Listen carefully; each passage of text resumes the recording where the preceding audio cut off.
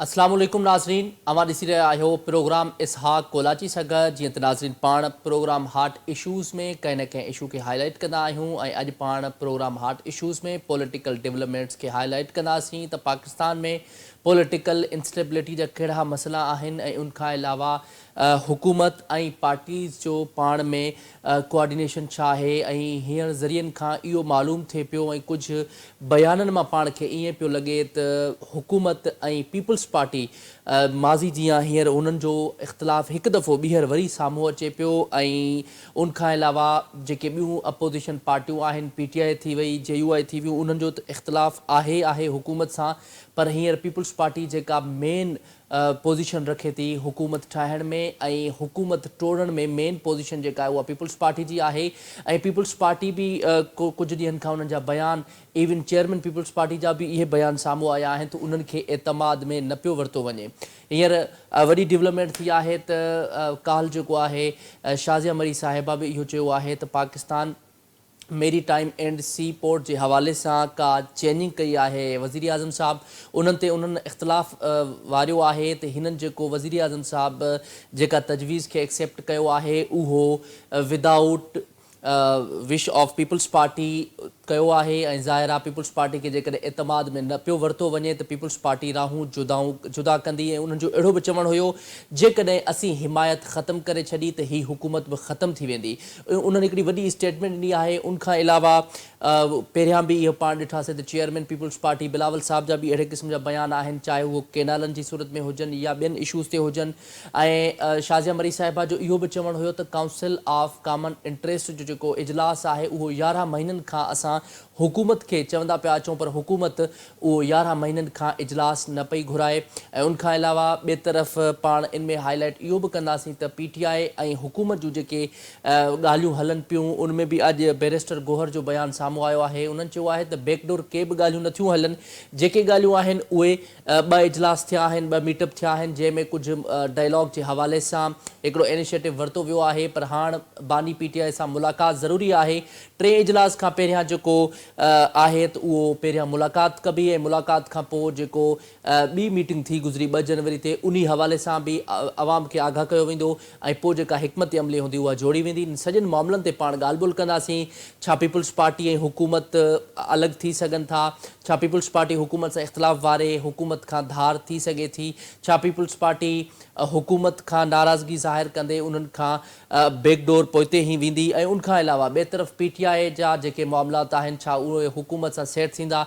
छा ईअं बि थी सघे थो त PTI ऐं पीपल्स पार्टी पाण में इतिहाद ठाहे पाण में वेही करे हुकूमत खे टफ टाइम ॾियनि? इन सॼनि मामलनि ते पाण ॻाल्हि ॿोल कंदासीं। असां सां तजिया निगार इमदाद सूमरो साहब असांखे प्रोग्राम में जॉइन कयो आहे। वॾी महिरबानी इमदाद सूमरो साहब असांखे जॉइन करण जे लाइ। महिरबानी। इमदाद साहब सभ खां पहिरियां असांखे इहो ॿुधाइजो, पीपल्स पार्टी ऐं हुकूमत जा इख़्तिलाफ़ साम्हूं अचनि पिया, बार बार उन्हनि जा अहिड़े क़िस्म जा बयान अचनि पिया, तव्हां छा था सम्झो उहे डे 1 खां ई मुतमिन न आहिनि हुकूमत जो जेको पीपल्स पार्टी साथ ॾिए पई, या उन्हनि में को ॿिया झोल आहिनि जंहिंजे करे पीपल्स पार्टी बार बार अहिड़े क़िस्म जा बयान ॾिए पई? ॾिसो, जेका इतिहादी हुकूमत हूंदी आहे उन्हनि जी सदाई कहिड़ी बि पार्टी जेका सीनियर पार्टनर हुजे उनखे उन क़िस्म जे मामलनि खां जेको आहे फेस करिणो पवंदो आहे। पर हाणे मुस्लिम लीग नून जेका आहे उनजो को इतिहादी हुकूमत हलाइण जो को तजुर्बो कोन्हे। 16 महीननि जी जेका PDM जी हुकूमत हुई उनमें पीपल्स पार्टी वफ़ाक़ी काबीना में हुई, पीपल्स पार्टी पॉलिसी साज़ी में हुई, पर हाणे हीअ जेका हुकूमत आहे उनमें पीपल्स पार्टी जेका आहे उहा पॉलिसी साज़ी में कोन्हे। पीपल्स पार्टी जो सिर्फ़ु वोट आहे हुकूमत सां, इतिहादी आहे पीपल्स पार्टी हिकु तरह सां पोइ जो हिसो बि कोन्हे।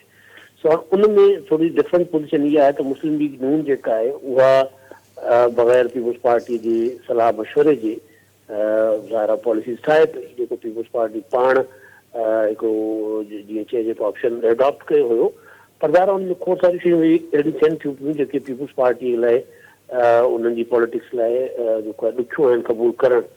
उनजे करे इन क़िस्म जी सूरत हाल जेको आहे उहो साम्हूं अचे पई। हाणे उनमें हिकिड़ी शइ आहे, छा पीपल्स पार्टी जेके इख़्तिलाफ़ आहिनि, तहफ़ुज़ात आहिनि या एतिराज़ आहिनि, चाहे उहो केनालनि वारो मामिलो हुजे, चाहे जेको maritime and sea port authority वारो मामिलो हुजे, या PSTP में जेके पीपल्स पार्टी जो बकौल उन्हनि सां वाइदो कयो वियो त PSTP में पीपल्स पार्टीअ या प्रोजेक्ट्स या पीपल्स पार्टी सलाह मशवरो उन में शामिल हूंदो, चाहे सिंध जा प्रोजेक्ट हुजनि, पंजाब जा हुजनि, खैबर पख्तूनख्वा जा हुजनि या बलोचिस्तान जा। ये समूरा मामला पीपल्स पार्टी मुख़्तलिफ़ वक़्तनि ते रखंदी रही आहे। पर हाणे इहो हिकिड़ो नेचर आहे जेको हितां जी हुकूमतुनि जी, उन मुताबिक़ इहो सभु कुझु थिए पियो। हिकिड़ी ॿी शइ जेका आहे उहा लॉन्ग टर्म आहे, उहा इहा आहे त पीपल्स पार्टी पंजाब में स्पेस ठाहिणु चाहे थी पई। हाणे पंजाब में स्पेस ठाहिण लाइ पीपल्स पार्टीअ जेका आहे उहा जेतिरे ते मुस्लिम लीग नून जे अगेंस्ट वेंदी या मुस्लिम लीग नून जी पॉलिसी जे अगेंस्ट, चाहे उहो पंहिंजो मसनूई हुजे या नेचुरल हुजे, हुन पीपल्स पार्टी जे ख़िलाफ़ जेतिरे ते उहो नथी करे त पीपल्स पार्टीअ खे पंजाब में स्पेस न मिलंदो। सो हुनजे करे हिकिड़ी सियासत जी घुर्ज आहे ऐं हिकिड़ी जेका आहे नेचुरली पीपल्स पार्टी सां जेके वाइदा कया विया हुआ उहे पूरा न करणा आहिनि। उनजे करे इहे शयूं साम्हूं ईंदियूं रहनि थियूं ऐं ईंदियूं रहियूं आहिनि ऐं ईंदियूं रहंदियूं। हितां जी हुकूमतुनि में ईअं ई थींदो रहंदो आहे। पर हाणे ही इख़्तिलाफ़ छा हुकूमत जे ख़ात्मे ताईं वेंदो त उहो मूंखे नथो लॻे त को पीपल्स पार्टी कंहिं बि मोड़ ते कंहिं बि मौक़े ते हुकूमत खां पंहिंजी हिमायत वापसि वठंदी। अच्छा इमदाद साहब, तव्हां छा था सम्झो, छा पीपल्स पार्टी जा इहे जेके तहफ़ुज़ात ऐं इख़्तिलाफ़ात चइजनि इहे रहिया, तव्हां छा था सम्झो, छा उहे हुकूमत खां अलॻि थी सघनि था? ऐं जेकॾहिं अलॻि थिया त छा हुकूमत खे टफ टाइम ईंदो? ऐं तव्हां छा था सम्झो, हिकु तरफ़ PTI जेका आहे उहा हुकूमत जे डे वन खां अगेंस्ट रही आहे, तव्हां छा था सम्झो पीपल्स पार्टी ऐं PTI जो बि कंहिं हद ताईं इतिहाद थी सघे थो पाण में? ॾिसो, हाणे सियासत में नामुमकिन का बि शइ कोन हूंदी आहे, मुमकिनात जो खेल ई आहे सियासत। पर हाणे जेको मुंहिंजे सुवाल जो पहिरियों हिसो आहे उहो पंहिंजी जेको पहिरीं राय उन ते पंहिंजो ख़तमु कई हुई त पीपल्स पार्टी कंहिं बि मोड़ ते हुकूमत जी सपोर्ट ख़तमु न कंदी। उनजो सबबु इहो आहे त पीपल्स पार्टी जी हिकिड़ी हिकमत अमली आहे, सोचियल सम्झियल हिकमत अमली आहे ऐं उहा का ख़ुफ़िया हिकमत अमली कोन्हे। पीपल्स पार्टी जी सोच ई आहे, अप्रोच ई आहे त 2029 ताईं हिन हुकूमत खे हलाइजे। 2029 ताईं पीपल्स पार्टी पंजाब में जेको आहे पाण खे स्ट्रेंथन करे, मज़बूत करे ऐं उन खां पोइ 2029 जेका चूंड आहे, ड्यू टाइम जेको हूंदो हुन ते चूंड थिए ऐं उन में जेको पीपल्स पार्टी सम्झे थी त उहा इन पोज़ीशन में अची वेंदी त मर्कज़ में पंहिंजी हुकूमत ठाहे। हाणे 2029 खां अॻु हुकूमत जो घर वञणु मुस्लिम लीग नून लाइ ज़ाहिर नुक़सानदेह हूंदो। जेको पीपल्स पार्टी जी सपोर्ट वापसि वठण जो मतिलबु आहे त हुकूमत जो धरम तख़्तो, हुकूमत जेकॾहिं किरे थी त उनजो ज़ाहिर मुस्लिम लीग नून खे त नुक़सानु थींदो ई थींदो, पर उनजो घणो नुक़सानु पीपल्स पार्टीअ खे थींदो, उनजो घणो फ़ाइदो PTI वठंदी। उनजे करे पीपल्स पार्टी जेको आहे उहो अहिड़ो को बि कमु न कंदी जंहिंसां तहरीक इंसाफ़ स्ट्रॉन्ग थिए, जंहिंसां जेको आहे मुस्लिम लीग नून खे नुक़सानु पहुचे। पर जेकॾहिं तहरीक इंसाफ़ स्ट्रॉन्ग थींदी त उन सां पीपल्स पार्टीअ जो पंजाब में सर्वाइवल जेको आहे उहो रुकिजी वेंदो। उहो पीपल्स पार्टी जो सर्वाइवल जेको आहे उहो उनखे नुक़सानु पहुचंदो। जंहिं सर्वाइवल मोड में पीपल्स पार्टी पंहिंजो पाण खे उन मां कढण जी कोशिशि करे थी पई त पंजाब में जेको आहे ॿीहर पीपल्स पार्टी स्ट्रेंथन थिए।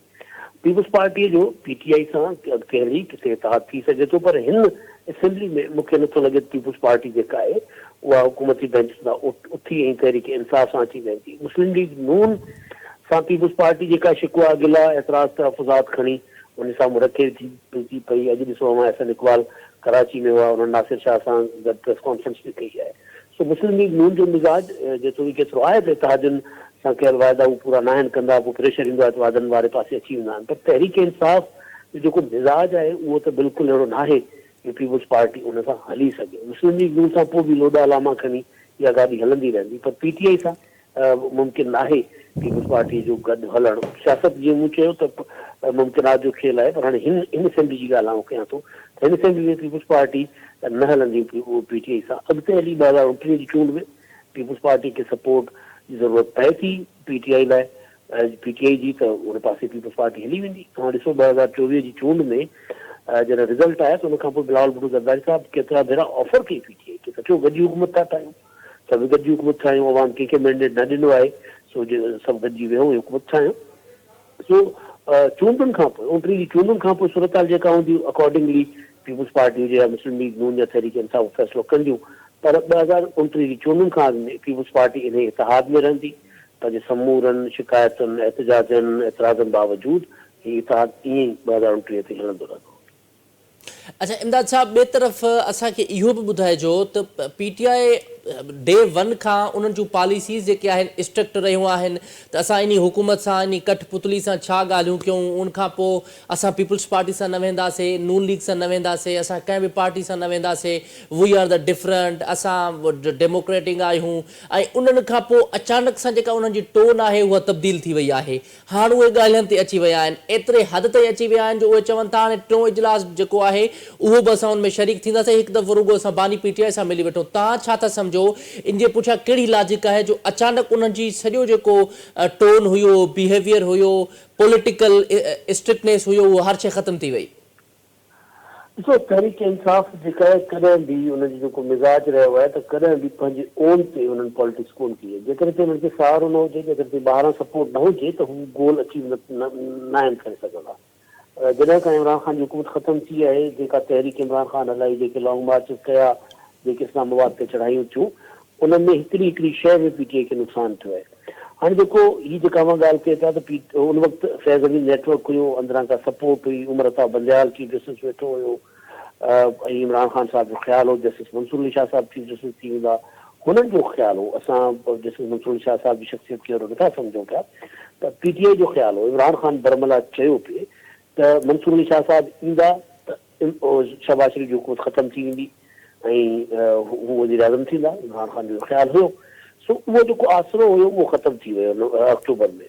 जॾहिं उहो आसिरो ख़तमु थी वियो त उन खां पोइ इमरान ख़ान साहब जेके आहिनि उन्हनि आख़िरी जेका कॉल ॾिनी हुई, फाइनल कॉल इस्लामाबाद ते चढ़ाई वारी, 24 नवंबर वारी, उन में बि जॾहिं उहे नाकाम थिया, उन्हनि खे जेको आहे पुट ते हटिणो पियो पीटीआई खे, उतां भॼणो पियो पीटीआई जी लीडरशिप खे, त उन खां पोइ इमरान ख़ान साहब जेका आहिनि उन्हनि खे पंहिंजो ख़बर पइजी वई घणे वीह सौ थींदो आहे। उनजे करे पोइ उन्हनि जिन सियासी क़ुवतुनि सां वेही ॻाल्हियूं करण खां इनकार कंदा रहिया, उहे उन्हनि लाइ राज़ी थिया। उन्हनि पाण ऐलान कयो, बल्कि मिंथ कई, मूंसां मुज़ाकरात कयो। इमरान ख़ान साहब जो ट्वीट जेको अञा बि पियो आहे त इमरान ख़ान साहब सिविल नाफ़रमानी जी तहरीक जी आड़ में चयो मूंसां ॻाल्हियूं कयो। माना हिकिड़ो हुयो असल में ॻाल्हियुनि जी दरख़्वास्त, पर दरख़्वास्त करण जो तरीक़ो इमरान ख़ान साहब जो पंहिंजो आहे। हुननि चयो त मूंसां ॻाल्हियूं कयो न त असां सिविल नाफ़रमानी जी तहरीक हलाईंदासीं। ॻाल्हियूं केरु करे? हुकूमत सां विहण लाइ तयारु कोन हूंदा हुआ। उनजे पोइ जेको आहे रीज़न पुछो था, रीज़न इहो आहे त जस्टिस मंसूर अली शाह साहब आख़िरी आस उमेद हुई इमरान ख़ान साहब की, उहा पूरी कोन थी। मंसूर अली शाह साहब चीफ जस्टिस न थी सघिया, त उनजे करे इमरान ख़ान साहब मजबूर थिया ॻाल्हियुनि लाइ। अच्छा इमदाद साहब, आख़िर में असांखे इहो बि ॿुधाइजो, ॿिए तरफ़ जेको JUI सरबराह मौलाना साहब आहिनि, उन्हनि जा बि बयान सख़्तु अचनि पिया डे वन खां वठी, जॾहिं जो हीअ हुकूमत जेको आहे टिन्योर पंहिंजो स्टार्ट कयो आहे, उन टाइम खां उन्हनि जा बयान बि सख़्तु अचनि पिया। कॾहिं उहो मदरसनि जी रजिस्ट्रेशन जे हवाले सां हुजनि, अॼु बि उन्हनि जो बयानु साम्हूं आयो आहे त हुकुमरानो अहिड़ो कमु न कयो जो तव्हांखे बि, तव्हां सां कमु बि हसीना वाजिद जहिड़ो थिए। तव्हां छा था सम्झो, मौलाना बि अगेंस्ट आहे हुकूमत जे ऐं PTI बि अगेंस्ट आहे, ऐं तव्हां छा था सम्झो JUI ऐं PTI पाण में वेही करे का एहतजाज जी कॉल ॾींदा, या अगरि उन्हनि जा मामलात PTI जा नथा ठहनि हुकूमत सां, या उन्हनि जा मुतालबा हुकूमत नथी मञे, छा उहे सिविल नाफ़रमानी वारी जेका उन्हनि जी कॉल आहे उन ते उहे बरक़रार रहंदा? छा उहा अगेन कॉल ॾींदा? उहा ॾिसो, हाणे सिविल नाफ़रमानी बकौल तहरीक इंसाफ़ जी उहा हले थी पई। उन्हनि चयो आहे जेके रिमिटेंसिस आहिनि उहे जेके समुंड पार पाकिस्तानी आहिनि उहे न मोकिलनि। हाणे उहो त ख़बर पवंदी आहे, स्टेट बैंक जी जेको साल महीने जी रिपोर्ट ईंदी ख़बर पवंदी केतिरा रिमिटेंसिस आया, घटि आया, न आया, उहो हिकिड़ो अलॻि मामलो आहे। PTI जे ख़्याल में त उन्हनि जी जेका ख़्याली तहरीक आहे उहा जारी आहे। जेतिरे मौलाना फज़लुर रहमान साहब जो मामिलो आहे, त ॾिसो मौलाना फज़लुर रहमान साहब जेके आहिनि उहे नेचुरल इलाही आहिनि नून लीग आहे, पीपल्स पार्टीअ जा। तहरीक इंसाफ़ सां उन्हनि जो जेको जहिड़ो आहे बैटल ग्राउंड आहे KPK। मौलाना साहब जी दावा अॼु बि उन्हनि इहा ॻाल्हि कई त जेकॾहिं तव्हां सम्झो था त 9 मई एॾो वॾो हमलो हुयो त पोइ 9 मई करण वारनि खे असां सुबुह KPK जो हथोफ़े में ॾेई छॾियो। सो मौलाना फज़लुर रहमान साहब जेके आहिनि उहे बिल्कुलु कंहिं बि सूरत में PTI सां इतिहाद में न वेंदा। PTI सां ॻाल्हियूं ॿोलियूं हिकिड़ी टेबल ते विहण ॿी ॻाल्हि आहे, पर अहिड़ी का तहरीक जेका हुकूमत खे केराए उन में मौलाना फज़लुर रहमान साहब न वेंदा। जीअं मूं पहिरीं चयो त पीपल्स पार्टी जो वधीक नुक़सानु थींदो हिन हुकूमत जे किरण सां, त जेकॾहिं हीअ हुकूमत वक़्त खां अॻु घर वञे थी त उनजो मौलाना फज़लुर रहमान साहब खे बि तमामु घणो नुक़सानु थींदो। उनजो फ़ाइदो PTI खे थींदो, इमरान ख़ान खे थींदो। उनजे करे मौलाना फज़लुर रहमान सियासी बयान ॾींदा रहंदा पंहिंजे कारकुननि खे, पंहिंजे जेके उन्हनि जा वर्कर्स आहिनि, पंहिंजा जेके उन्हनि जा मदरसनि जा ॿार आहिनि, उन्हनि जा जज़्बात जेके दरवाईंदा रहंदा मौलाना साहब। पर मौलाना साहब हुकूमत जे ख़िलाफ़ को अहिड़ो रास्त क़दम जेको थींदो आहे त उहो न खणंदा। हद खां ॿाहिरि मौलाना साहब न वेंदा, छाकाणि मौलाना साहब खे ख़बर आहे त हिन हुकूमत जो सर्वाइवल उन्हनि जी सियासत जी जेको आहे न उहो उनजी ज़मानत आहे। जेतिरे ताईं हुकूमत लॉन्ग टर्म हलंदी रहंदी, मौलाना फज़ल रहमान साहब जी सियासत जेका आहे उहा उथंदी, छाकाणि त KPK में हुकूमत नाले का शइ कोन्हे। जॾहिं KPK में गवर्नेंस न हूंदी त अल्टीमेटली PTI खे हुनजो नुक़सानु थींदो। PTI खे नुक़सानु थींदो, सभ खां वॾो फ़ाइदो मौलाना फज़ल रहमान खे थींदो। सो मौलाना साहब खे इन्हनि समूरनि शयुनि जो बहितर अंदाज़ो आहे, उन करे मौलाना साहब ॿाहिरि बीज़ा रहंदा, बाक़ी के उन लिमिट ते न वेंदा जितां हुकूमत करे मौलाना साहब जेके आहिनि उहे ॿीहर चूंडुनि में वञी PTI जे साम्हूं बीहे।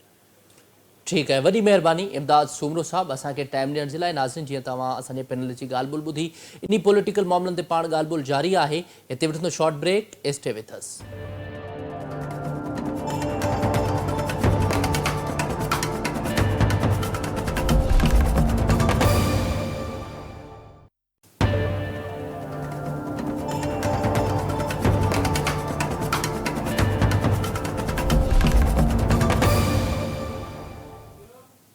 वेलकम बैक नाज़रीन, प्रोग्राम में अवां खे हिकु दफ़ो ॿीहर भली कार चऊं था। नाज़रीन, पाण पॉलिटिकल डेवलपमेंट्स जे हवाले सां गुफ़्तगू करे रहिया हुआसीं, जेको पाण मुख़्तलिफ़ प्रोग्रामनि में डिस्कस कंदा पिया अचूं त हिकु तरफ़ PTI हुकूमत जो पहिरियां एॾा इख़्तिलाफ़ ऐं इख़्तिलाफ़ खां पोइ हींअर कुझु डायलॉग जी ॻाल्हि थी आहे ऐं डायलॉग जे लाइ कुझु अमली तौर ते हुकूमत इनिशिएटिव वठे पई ऐं उन सां गॾोगॾु PTI वारा बि हाणे प्रैक्टिकली डायलॉग करण जे लाइ तयारु आहिनि। 2 इजलास बि थी चुका आहिनि। उनखां पोइ हाणे बानी PTI जी मुलाक़ात थियणु लाज़मी आहे ऐं उन्हनि सां मुलाक़ात कंदा, जेका हुकूमत उन्हनि खे इजाज़त बि ॾेई छॾी आहे। उन मुलाक़ात खां पोइ जेको बानी PTI जो फ़ैसिलो हूंदो, पोइ उन ते वरी हिकिड़ी थर्ड मीटिंग थींदी। ऐं उनखां अलावा ॿिए तरफ़ पीपल्स पार्टी जा बि कुझु बयान अहिड़ा अचनि पिया, पीपल्स पार्टी जे अॻुवाणनि जा, इवन चेयरमैन साहब जा, त हुकूमत जेका आहे उन्हनि खे इतमाद में न पई वठे। हालांकि ही हिकिड़ी इतिहादी हुकूमत आहे, सीट बेस्ड इतिहादी हुकूमत न आहे, लेकिन सपोर्ट बेस्ड इतिहादी हुकूमत ज़रूरु आहे, छाकाणि पीपल्स पार्टी जी सपोर्ट सां नून लीग हुकूमत ठाही आहे। वफ़ाक़ी काबीना तॾहिं हले थी जॾहिं पीपल्स पार्टी जी उन्हनि खे सपोर्ट हासिलु आहे। पर हाणे अगरि पीपल्स पार्टी उन्हनि खां अलॻि थिए थी या उन्हनि जी अहिड़नि बयाननि मां तहफ़ुज़ात आहिनि ऐं उनखां अलावा जीअं पाण इंट्रो में चयो त पीपल्स पार्टी जी अॻुवान शाज़िया मरी साहिबा जो बि अहिड़ो चवणु आहे त हुकूमत जेका आहे अहिड़ा कमु करे पई जंहिंमें पीपल्स पार्टी खे एतमाद में न पई वठे, न ई उहा सूबनि खे एतमाद में वठे पई।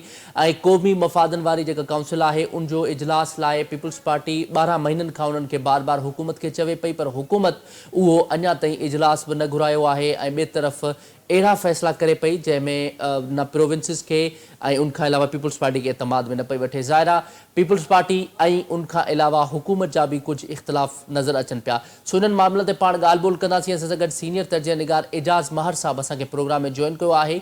वॾी महिरबानी एजाज़ महर साहब असांखे टाइम ॾियण जे लाइ। U welcome.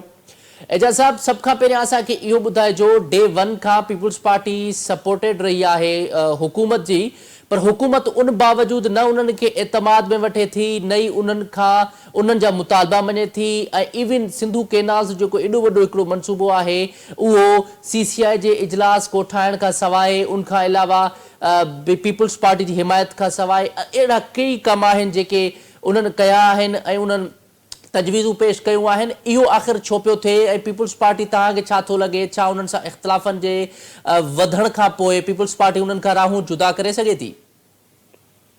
ॾिसो, पाकिस्तानी सियासत में कुझु बि तवक़ो करे सघिजे थी ऐं जहिड़े तरीक़े सां तव्हां ॾिठो त हीअ हुकूमत ठही हुई ऐं पीपल्स पार्टी अहम आइनी उहिदा वठण खां पोइ हुकूमत में शामिल थियण खां इनकार कंदे जेको पंहिंजी पोज़ीशन रखी, त उन मां त ईअं पियो लॻे त हीअ जेको आहे सियासी जेको ताउन आहे या सियासी शादी जंहिंखे चइजे, त उहो कंहिं ॿिए विच वारे गारंटीअर कराई आहे ऐं उन्हनि जे रज़ामंदी सां ई इहे मामला ईअं हलंदा पिया अचनि। त जेके गारंटीअर आहिनि, मां नथो सम्झां त फ़िलहाल तकड़ में को अहिड़ो कंदा फ़ैसिलो, पर पीपल्स पार्टी पंहिंजो केस बि ठाहींदी थी अचे, थल बि बदलंदी थी अचे ऐं उन्हनि जी जेका गवर्नमेंट सां ताउन आहे फेडरल गवर्नमेंट सां हर फोरम ते उहो जारी रखंदी पई अचे। तव्हां अॼु बि ॾिठो त जेको फूड सिक्योरिटी वारो मिनिस्टर हो अॼु आयो, चीफ मिनिस्टर सां मुलाक़ात थी, मुख़्तलिफ़ इश्यूज़ डिस्कस थिया स्टील मिल जे मामले ते, प्लस जेको आहे त उते सनअती ज़ोन जे हवाले सां एहसन इकबाल भी लथल हुयो, नासिर शाह सां गॾु प्रेस कॉन्फ्रेंस जेका कई उन में भी इहे ई सवाल थिया त उन्हनि जो रिस्पॉन्स जेको हुयो उहो अञा ताईं उहो ख़तरे जी घंटी वारे हद खे न छुयो आहे। अलबत्ता उन्हनि जो ध्यानु छिकाइण जी हद ताईं इहे मामला पंहिंजी जाइ ते आहिनि ऐं एहसन इकबाल साहब बि उनखे जेको आहे कूल डाउन करण जी कोशिशि कई। तव्हां ॾिठो त उन में का हिकिड़ी ॼण वॾी ख़तरे जी ॻाल्हि साम्हूं न हुई, न ई हुनजी का पैनिक हुई या बॉडी लैंग्वेज मां लॻे पियो त को हुकूमत खे ख़तरो आहे। त बहरहाल इहो मामिलो पंहिंजी जाइ ते मौजूदु ज़रूरु आहे। ऐं जेको तव्हां 6 कैनालनि जी ॻाल्हि कई त उन्हनि मां त 4 कैनाल बाबा अॻे ई ठही चुका आहिनि। सो बाक़ी आहिनि चुलिस्तान कैनाल जेको मेन आहे उन जो इशू आहे त पीपल्स पार्टी मुशर्रफ जे दौर में ग्रेटर थल कैनाल ठहियो, इन खां अॻु में सीजे लिंक कैनाल हले थो। भुट्टो साहब जेको आहे त उहो चश्मा राइट बैंक आहे कैनाल ठहे करे वियो ऐं कच्छी कैनाल बि जेको 400 किलोमीटर पंजाब में हलण खां पोइ वञी बलूचिस्तान पहुचंदो उहो बि फंक्शनल ऑलमोस्ट आहे, फुली फंक्शनल खणी उनखे 100% जेको आहे त न, पर उनजे बावजूदि पंजाब जो काफ़ी एरिया इन मां आबाद थिए पियो। त इहे इशूज़ जेके आहिनि त इहे फौरी तौर ते मां सम्झां थो त असांजे सिंध जे माण्हुनि उनखे प्रॉपर तरीक़े सां या त ब्रीफ न आहे कयो या सही सम्झो न आहे। त उहो 6 कैनाल जो इशू मुंहिंजे ख़्याल आहे त उहो त इलाही काफ़ी शयूं पुराणियूं आहिनि, सेटल्ड आहिनि, उन ते कंहिं एतिराज़ ई न कयो। बाक़ी हाणे चुलिस्तान कैनाल अलबत्ता ज़रूरु आहे त जेको डेज़र्ट एरिया में ठाहिनि था त उन मां ईअं थींदो त असांखे सुभाणे मंगला मां को हिसो पाणी जो फुड़ो बि न मिलंदो। त इहे ख़तरा ख़दशा पंहिंजी जाइ ते मौजूदु आहिनि। CCI जो तव्हांजी ज़िक्र कयो त उहो फोरम इम्पॉर्टेंट आहे जंहिंजी 11 महीना गुज़री विया आहिनि त मीटिंग कॉल नथी थिए ऐं मुतालबनि ख़तनि लिखण जे बावजूदि बि नथी थिए। KP वारो चीफ मिनिस्टर बि ख़त लिखी चुको आहे, सिंध वारो बि ख़त लिखी चुको आहे, बलूचिस्तान वारो बि चवे थो त इहो थियणु घुरिजे इजलास, पर फेडरल गवर्नमेंट उन ते ध्यानु न पई ॾिए। मां सम्झां थो त इहा आइनी तक़ाज़ा आहे ऐं इहा आइन जी ख़िलाफ़ वर्ज़ी करे रही आहे वफ़ाक़ी हुकूमत जो इजलास नथी घुराए CCI जो। अच्छा एजाज साहब, ॿिए तरफ़ पाण ॻाल्हि कयूं PTI जी डे 1 खां स्ट्रिक्ट पॉलिसी रही, पॉलिटिकल हवाले सां असां इन्हनि हुकूमत सां ॻाल्हियूं न कंदासीं, पीपल्स पार्टी सां गॾु वेंदासीं, नून लीग सां गॾु न वेंदासीं, इहे चोर आहिनि, फलां उन्हनि जा इहे डायलॉग बाज़ी एलिगेशन्स, चलो इहे हिकिड़ी अलॻि डिबेट आहे। पर उन खां बावजूदि एॾी स्ट्रिक्ट पॉलिसी ऐं हाणे अचानक सां उहे ॻाल्हियुनि ते अची विया आहिनि ऐं बैरिस्टर गोहर साहब पाण स्पीकर खे चयो त भई तव्हां हाणे डायलॉग करायो। तव्हां छा था सम्झो इहो PTI जेको यूटर्न वरितो आहे इन में तव्हांखे छा थो लॻे? आख़िर इहो PTI अचानक जेका आहे उन्हनि जो बिहेवियर ऐं उन्हनि जी जेका पॉलिसी आहे उहा चेंज कीअं थी? ॻाल्हि इहा आहे त इन में तव्हांखे यादि हूंदो त खोड़ सारियूं मीडिया में रिपोर्ट्स अहिड़ियूं आयूं त बैकग्राउंड मीटिंग थियूं आहिनि, ऑफ द रिकॉर्ड मीटिंग थियूं आहिनि, जंहिंमें उन्हनि खे इहो PTI वारनि खे उन्हनि जन सां मुलाक़ात जी ख़्वाहिश रखंदा हुआ, उन्हनि रियलाइज़ करायो त उनजो जेको फेस सेविंग आहे या जेको पब्लिक फोरम आहे उहो इहो ई आहे त तव्हां गवर्नमेंट सां मामला तइ कयो, जेका बि ॻाल्हि करणी आहे गवर्नमेंट सां कयो। ऐं उन्हनि में लॻे थो त कुझु हद ताईं का पेशरफ़्त बि थी आहे। ऐं अॼु जेको फ़ैसिलो ॿुधाइणो हो उन्हनि खे 190 मिलियन पाउंड वारो केस जेको फ़ैसिलो हो जेको अॼु बि वरी मुलतवी कयो वियो आहे, त इन्हनि हरबनि मां त लॻे थो पियो त PTI ऑन बोर्ड अथनि ऐं कुझु मामलनि ते इख़्तिलाफ़ ज़रूरु अथनि जंहिं ते हू इमरान ख़ान जी गाइडलाइंस ॾियनि था। ऐं इम्कान इहो ई आहे त ट्यूज़डे ते जेको आहे मीटिंग थी वेंदी, जंहिंखां पोइ वरी इन्हनि जो इहो मामिलो अॻिते हलंदो। बाक़ी हाणे उहो सेटलमेंट ज़ाहिर आहे त 100% इमरान ख़ान जे ख़्वाहिश मुताबिक़ बि कोन थींदी ऐं 100% सेटलमेंट ख़्वाहिश जेको आहे हुकूमती मुताबिक़ बि कोन थींदी। त विचो हिकिड़ो को रस्तो कढियो वेंदो जेको ॿिन्ही जे लाइ हिकिड़ो क़ाबिल क़बूल हुजे। त हाणे उन ॾे केतिरी पेशरफ़्त थी आहे ज़ाहिर आहे त इहे जेके ॻाल्हियुनि जो हिसो आहिनि उहे ई धुरियूं ॿुधाए सघनि थियूं। त मां सम्झां थो सुभाणे खां पोइ वरी थोरो इन ते पॉज़िटिव जेको आहे शयूं तरफ़ वञी सघे थो। अच्छा एजाज साहब, तव्हां छा था सम्झो PTI जो डे 1 खां इहो मुतालबो आहे जेके बि PTI जा कारकुन हुजनि, इवन बानी PTI समेत जेके बि केसिस में गिरफ़्तार आहिनि, हिकु त उन्हनि ते गिरफ़्तारी जा ॿिया के बि केसिस न भरिया वञनि, नंबर 2 जेके जेलुनि में आहिनि उन्हनि खे आज़ादु कयो वञे, इहो हाणे हुकूमत खां उन्हनि जो मुतालबो आहे। तव्हां छा था सम्झो, छा हुकूमत उन्हनि जो मुतालबो मञींदी, बानी PTI खे आज़ादु कंदी? अगरि करे थी त पोइ इंसाफ़ जो निज़ाम जी त पोइ ॻाल्हि ख़तमु थी वई, जॾहिं हुकूमत वेही फ़ैसिला करे कंहिंखे छॾिणो आहे कंहिंखे ॿधणो आहे, पोइ त माना इंसाफ़ ते बि हिकिड़ो सवालिया निशान हूंदो। बाबा इहा का नई ॻाल्हि त कोन्हे, इहो त पाकिस्तान ठहण खां वठी जस्टिस मुनीर जे फ़ैसिले खां वठी नज़रिया ज़रूरत खां वठी सदाईं ईअं थींदो आयो आहे ऐं अदालतुनि जो तॾहिं त हिते एतिराम कोन्हे को, तॾहिं त असांखे जेको आहे त उहो 131 नंबर ते जेको आहे जुडिशल वर्ल्ड जेको रैंकिंग आहे उन में वञी रखियो अथऊं त पघारनि जे हिसाब सां असांजे जज जुडिशरी जेको आहे उहो top 5 countries of the world में शामिल आहिनि ऐं इंसाफ़ जे फराहमी जे लिहाज़ सां उन में इंसाफ़ जी तक़ाज़ाऊं जेके आहिनि उन जे हेठां ई जेके पैमाना आहिनि उन्हनि में असां टॉप बॉटम में बीठा आहियूं त इहो अदलिया जे लाइ को पहिरियों दफ़ो कोन्हे को। ऐं जंहिं तरीक़े सां 190 मिलियन पाउंड जो फ़ैसिलो जॾहिं अदालत 2 दफ़ा ऐलान करे चुकी आहे उन खां पोइ बि नथी ॿुधाए पई त इहो ख़ुदि हिकिड़ो इंडिकेशन आहे त असांजी जुडिशरी जेको आहे उहो आज़ादु कोन्हे का। ऐं तव्हांखे यादि हूंदो त अॻु में इस्लामाबाद हाई कोर्ट जे जजनि ऐं मुख़्तलिफ़ जायुनि तां इहे आवाज़ उथंदा रहिया आहिनि त जेको आहे त उहो जजनि खे कहिड़े तरीक़े सां तंग कयो पियो वञे, त मां सम्झां थो त उहो त इन मसइले जो जेको आहे त उहो हिकिड़ो ओपन सीक्रेट आहे त जुडिशरी जेको आहे अंडर द एग्ज़िक्यूटिव उनजी इंटरफेरेंस वधीक आहे जेको आहे त इहे शयूं ईअं ई हलंदियूं आहिनि पाकिस्तान में। अच्छा, तव्हां छा था सम्झो अगरि इन केस PTI ऐं हुकूमत जा मामलात नथा ठहनि ऐं उन्हनि जा मुतालबा नथा मञा वञनि, तव्हां छा था सम्झो छा पीपुल्स पार्टी बि कुझु नाराज़गी ज़ाहिर करे पई? छा पीपुल्स पार्टी ऐं PTI जो इतिहाद थी सघे थो या JUI मौलाना साहब जा बि डे 1 खां हुकूमत जे ख़िलाफ़ सख़्त बयान साम्हूं अचनि पिया? तव्हां छा था सम्झो छा PTI सां JUI या पीपुल्स पार्टी गॾु वेही करे का जेको आहे उन्हनि जी का अहम पेशरफ़्त थी सघे थी? छा हुकूमत खे टफ टाइम ॾेई सघंदा? ॾिसो बिल्कुलु सियासत जेको आहे न it's the art of possible, त सियासत में हर शइ पॉसिबल हूंदी आहे, नामुमकिनात न हूंदी आहे। इहा ई सियासत जी कामयाबी हूंदी आहे त उहो नामुमकिनात खे मुमकिनात में तब्दील करे ऐं सिचुएशन जेको आहे मुताबिक़ शयुनि खे हलाए। पर मूं जी अॻु में बि चयो त इन सॼे गेम जो जेको गारंटियर आहे ऐं जेको आहे मेन कर्ता धर्ता माण्हू, जेसिताईं उहो पंहिंजो फ़ैसिलो नथो करे तेसिताईं इन्हनि ॻाल्हियुनि जो इन्हनि इख़्तिलाफ़नि जो को नतीजो निकिरंदे नज़र न पियो अचे। ऐं जॾहिं उहो बॉइलिंग पॉइंट ते शयूं वेंदियूं त डेफिनेटली ईअं थींदो। पर हिन महिल जेका सिचुएशन आहे मुल्क जे अंदरि, चाहे पीपल्स पार्टी या PTI अची हुकूमत में ठाहिनि त इन ॻाल्हि जी कहिड़ी गारंटी आहे त सुभाणे ग़रीबनि जे लाइ जेको आहे त उहे खीर जूं नदियूं वहंदियूं ऐं महांगाई घटि थी वेंदी ऐं जेको आहे त इहे सभु शयूं अवाम खे रिलीफ मिलंदो।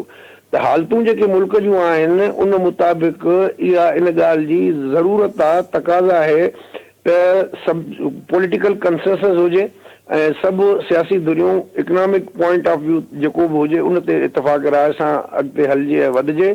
ऐं जेको बि इख़्तिलाफ़ राय आहे या हिकिड़ी अफ़रा तफ़री वारो माहौल आहे मुल्क में, सियासी अफ़रा तफ़री, उहा इकनॉमिक स्टेबिलिटी अचणु न ॾींदी। तंहिंजे करे मां सम्झां थो त जेके असुल इक़्तिदार धणी आहिनि उन्हनि वटि बि इहा रियलाइज़ेशन आहे ऐं गवर्नमेंट वटि बि हूंदी त उहे चाहींदा त ईअं बिल्कुलु थिए। पर अॻिते हली पीपल्स पार्टी जी कहिड़ी गारंटी आहे त चलो चार्टर ऑफ डेमोक्रेसी जे करे नून लीग ऐं पीपल्स पार्टी वरी बि हिकिड़ो मेच्योर मामलनि में रहिया आहिनि, त PTI त हिकिड़ी जेको आहे त उहो अनप्रिडिक्टेबल उनजी पॉलिटिक्स रही आहे न, त उहो केॾी महिल यू टर्न वठी सघनि था। जो पीपल्स पार्टी उन्हनि जे कुल्हे ते चढ़ी इक़्तिदार में ईंदी त छा उन्हनि खे ख़बर न आहे त उनजी प्राइस उन्हनि खे छा पे करणी पवंदी ऐं केतिरो टेंशन वारो माहौल रहंदो। त मां सम्झां थो त इहे सोचे सम्झी ऐं वक़्त जे ज़रूरतनि मुताबिक़ धुरियूं फ़ैसिला कंदियूं। बाक़ी हाणे दाव कोई बि पार्टी छॾण लाइ तयारु न हूंदी आहे ऐं सियासत में हर शइ मुमकिन आहे, कंहिं बि शइ खे इम्कान खे रद्द नथो करे सघिजे। चलो ठीकु आहे, वॾी महिरबानी एजाज़ महर साहब असांखे टाइम ॾियण जे लाइ। नाज़रीन, जीअं त पाण पॉलिटिकल हवाले सां डिबेट कईसूं, डिबेट में पाण इहो पंहिंजे तजिए निगारनि खां ॼाणियो त जेका सियासत आहे, सियासत हमेशह डायलॉग जो नालो आहे ऐं डायलॉग में ई जेका आहे सियासत जी ख़ूबसूरती आहे त डायलॉग थियनि, सभु वॾियूं पार्टियूं मुतफ़िक़ थी करे वेहनि, पाण इतफ़ाक़ कनि ऐं जेकॾहिं पाण लाइ खणी न पर हिन मुल्क जे मफ़ाद लाइ गॾिजी वेही करे कमु कनि, तॾहिं जेको आहे डेमोक्रेसी स्ट्रॉन्ग थींदी आहे। जॾहिं डेमोक्रेसी स्ट्रॉन्ग थींदी त तॾहिं automatically the right of people by the people for the people जेको डेफिनेशन आहे या मेन टर्म आहे उहा सक्सेसफुल थींदी आहे। इहो अल्टीमेटली फ़ाइदो जेको आहे उहो सिटीज़न ऑफ पाकिस्तान खे थींदो, छाकाणि त जेकॾहिं पॉलिटिकल स्टेबिलिटी आहे मुल्क में त मुल्क में सभु कुझु आहे। कॉन्स्टिट्यूशन ऑफ पाकिस्तान ते अमल थिए थो, it means Pakistani citizens safe जगह ते आहिनि उहे जेके आहिनि पंहिंजे राइट्स उन्हनि खे मिलनि था पिया ऐं अहिड़े तरीक़े सां ई जेको आहे हमेशह मुल्क तरक़ी तरफ़ वेंदो आहे। सो नाज़रीन प्रोग्राम जो जेको वक़्तु आहे उहो पुॼाणी थो पहुचे। मूंखे ॾींदा इजाज़त। अल्लाह निगहबान।